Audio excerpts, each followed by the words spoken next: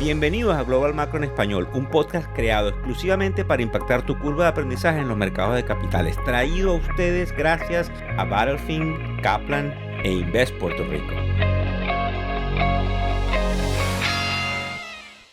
Hola, buenos días, ¿cómo están? Hoy es miércoles 30 de marzo del año 2022. Se nos va el trimestre, que por cierto les voy a hablar inmediatamente de lo que sucede cada final de trimestre. Es una práctica muy usada, además de que al final les hablo del caso venezolano con información que me llega, que es muy válida, que comparto con ustedes. Además de que inmediatamente después de hablar de Venezuela les hablo del número del ADP que acaba de salir mientras les preparaba el podcast y tiene muchísimo que ver en el caso de cómo se comportaría el número del desempleo el día viernes. Como saben ustedes, los trimestres culminan cada 3 meses e indudablemente hay una práctica que algunos hemos observado durante años, que es lo que se llama de una manera u otra el fin del trimestre markup, que es el end of the quarter markup, que en algunos casos algunos denominan como la subida de los precios tan pronto nos acercamos hacia el final del trimestre. La respuesta a todo esto es, cuando nos hacemos la pregunta del por qué, es básicamente la funcionalidad que tiene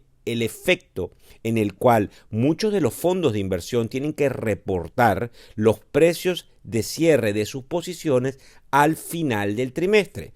Dos cosas fundamentales: el hecho de que los precios estén bien posicionados a través de todos los títulos valores, y cuando hablo de títulos valores me refiero obviamente acciones, bonos, derivados, criptomonedas, todo lo que cotiza en el mercado de capitales. Es muy interesante y muy importante el hecho de que cuando esos balances se entregan por parte de estas compañías, que son los fondos, tengan una habilidad de mostrar que el manejador de fondo está en posiciones que efectivamente han venido teniendo retorno. No solamente por la calidad que puede tener el manejo de los activos en ese fondo en particular, sino porque realmente esos manejadores de fondos son muchas veces pagados y galardonados por la posibilidad que tienen de entregar retornos. Entonces, en algunos casos, esa práctica del end of the quarter markup, que es el fin del trimestre o el maquillaje del fin del trimestre, pudiese dar por concedido, que es lo que estamos viendo hoy por hoy, donde desde hace 2 semanas estamos viendo una subida y ahora prácticamente al final del trimestre hay una especie, digamos, o de toma de ganancia o de estancamiento. Fíjense también a lo que me llama muchísimo la atención.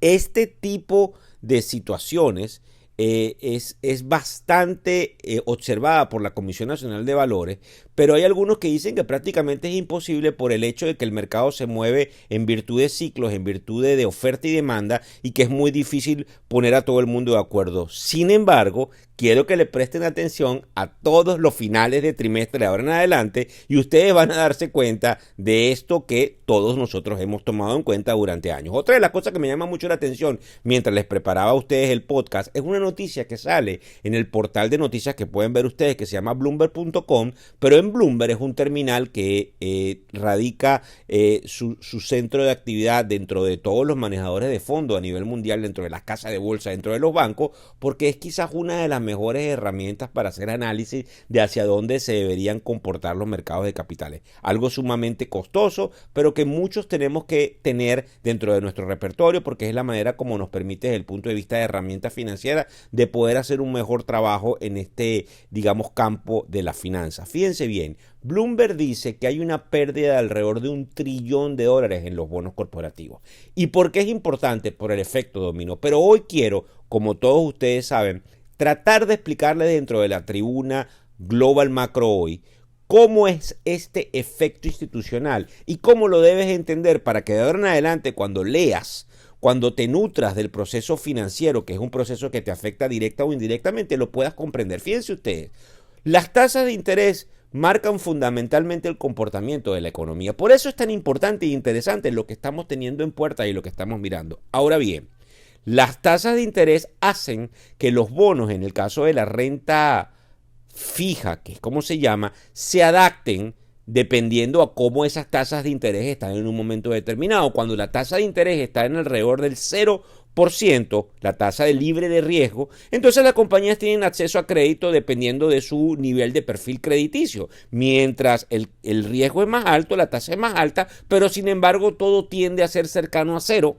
porque indudablemente el riesgo está en la tasa libre de riesgo en el orden del 0%. Hay otra cantidad de componentes que no quiero caer aquí porque son importantes. No nada más significa la tasa de interés, sino la política monetaria de los bancos centrales y la política fiscal del gobierno. Ahora bien, importante en este sentido, ¿cómo es que hay una pérdida de $1 trillón, Víctor? Fíjense ustedes, esos papeles que ya han sido emitidos tienen que equipararse a las nuevas tasas de interés. Les pongo un ejemplo rápido. Si la tasa de interés baja y yo tengo un papel que a $100, que es más o menos como se emiten las participaciones, vamos a ponerlos en términos de dólares, tiene un valor facial o un valor nominal, que es como se llama el valor a la par, que es como se dice en español, y básicamente en inglés se llama par value, es fundamentalmente ese papel, esa participación de $100, si mi cupón o mi tasa de interés es 7%, pero las tasas de interés bajan, ese $100 del valor facial tiende a subir, porque es la manera en cómo la tasa efectiva baja. Si yo invierto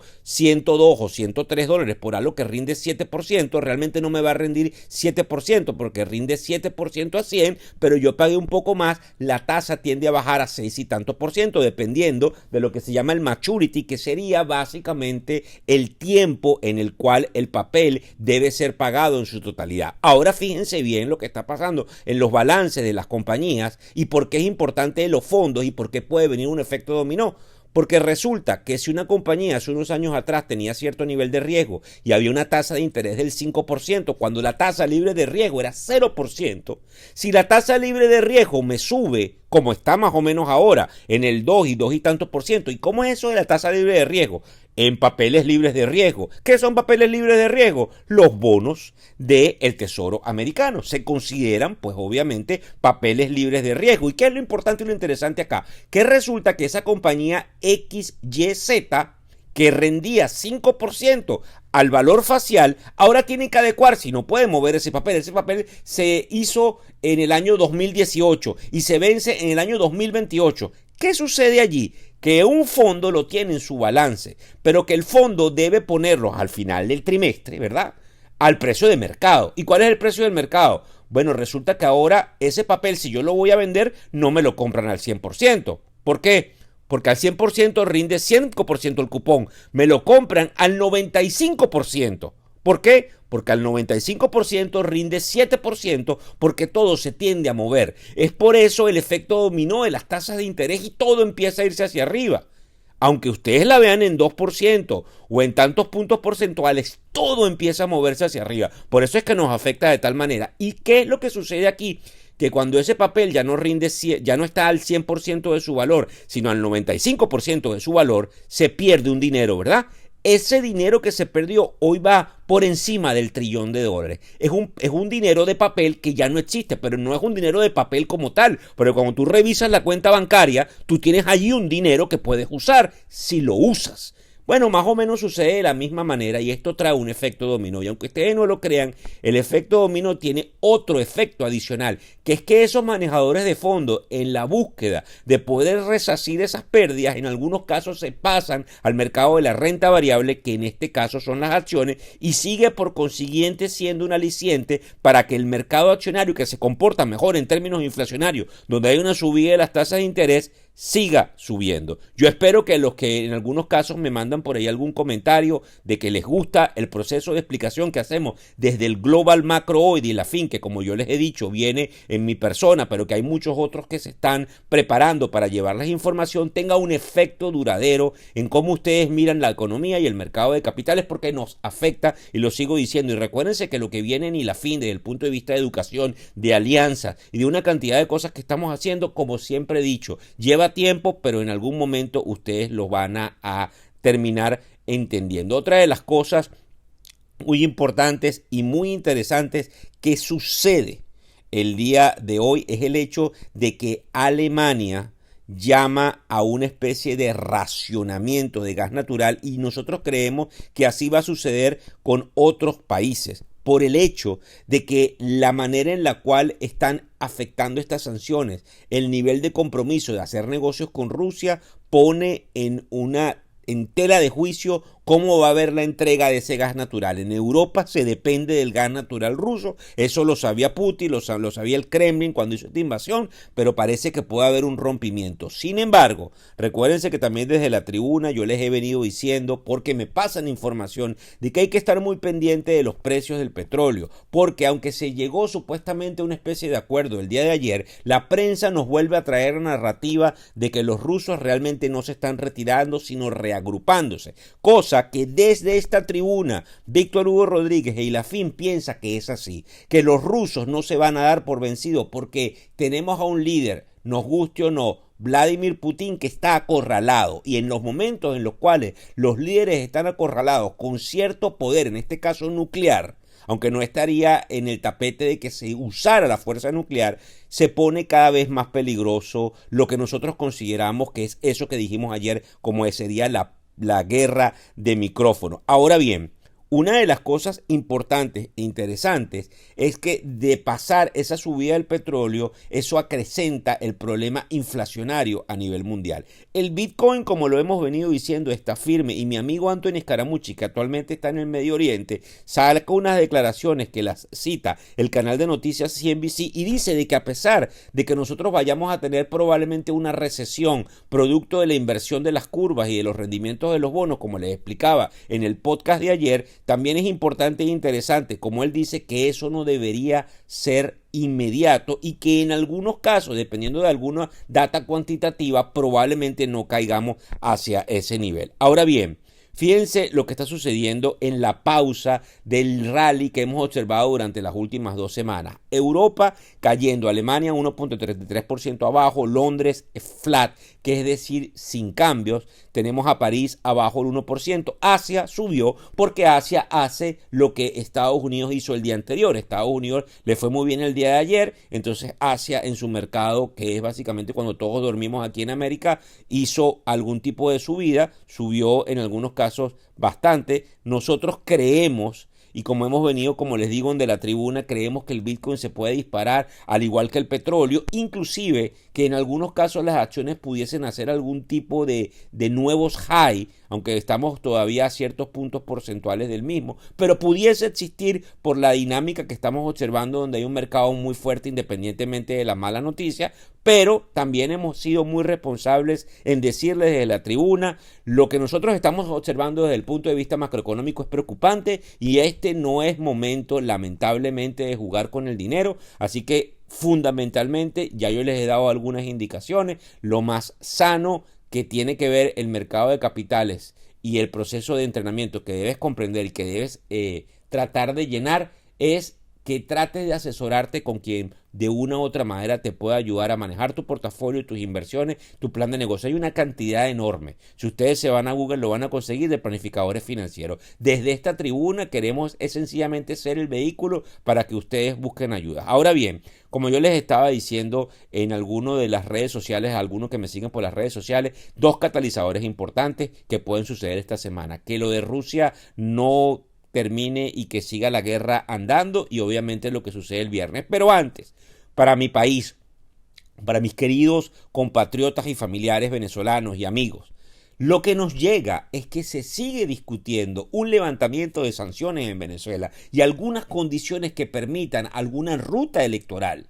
Sin embargo, obviamente, como ustedes comprenden, el régimen que nos ha mantenido secuestrados, y yo no tengo ningún problema en decirlo porque yo no estoy a favor del régimen de Venezuela, aunque yo no me meto en política, probablemente tiene algunas prebendas que le impiden ir a esa ruta electoral, que es lo que tiene trancado el juego. Pero resulta que en la medida en que los precios del petróleo, como pareciera pasar, siguen subiendo, y en la medida en que la escasez desde el punto de vista de lo que puede venir por las sanciones en el caso ruso se pongan, digamos, a un nivel mucho más alto, es muy probable que obtengamos noticias.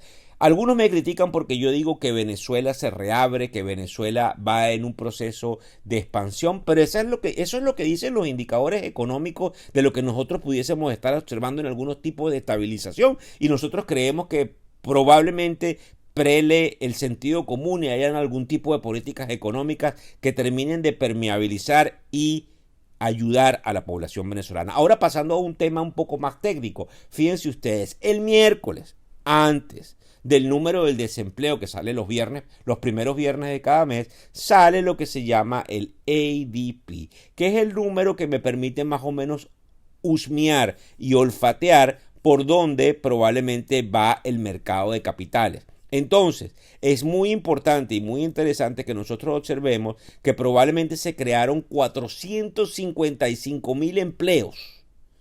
Lo que quiere decir que el número que va a salir el viernes pudiese salir bastante alto. Lo que pudiese borrar el hecho de que nosotros vayamos a caer realmente en una recesión con una economía tan fuerte, pero lo que pudiese acelerar el hecho de que el Banco Central americano tenga que subir las tasas de interés muy rápidamente, porque la inflación es uno de los componentes, como yo venía explicando, más dañinos que hay para una economía, y la inflación se nos está lamentablemente escapando de las manos. Aquí me llega la última información vía chat de Tom Lee de Fundstrat, que sigue insistiendo que independientemente de lo que nosotros estamos observando, nosotros pudiésemos fundamentalmente romper e ir a nuevos highs, aunque él puede también decir dentro de sus comentarios de que nosotros vamos a tener un exceso de volatilidad y que el mercado no va en línea recta, sino que da bandazos hacia arriba y hacia abajo. Espero que les haya gustado el podcast de hoy. Discúlpenme que haya sido un poco largo. Espero que puedan transmitir a mis compatriotas venezolanos lo que hablamos acá desde la tribuna, con información seria acerca de lo que sucede en Venezuela, y espero que le puedan seguir tomando el pulso al mercado de capitales. Muchísimas gracias. El podcast Global Macro de ILAFIN Américas ofrece una visión global de los mercados de valores, y dicho análisis es producto de la compilación traída por diferentes fuentes informativas, tales como Vital Knowledge de Adam Crisafulli, Fundstrat de Tom Lee, Real Vision de Raúl Pal y otros. Por motivos y declaraciones regulatorias, este podcast no debe ser interpretado como una recomendación precisa de inversión en productos y o vehículos financieros, y sugerimos consultar con su respectivo asesor particular de inversiones o su equivalente. Víctor Hugo Rodríguez es un conocido profesor y comunicador financiero, cofundador de la plataforma educativa ilafin.com. Muchas gracias.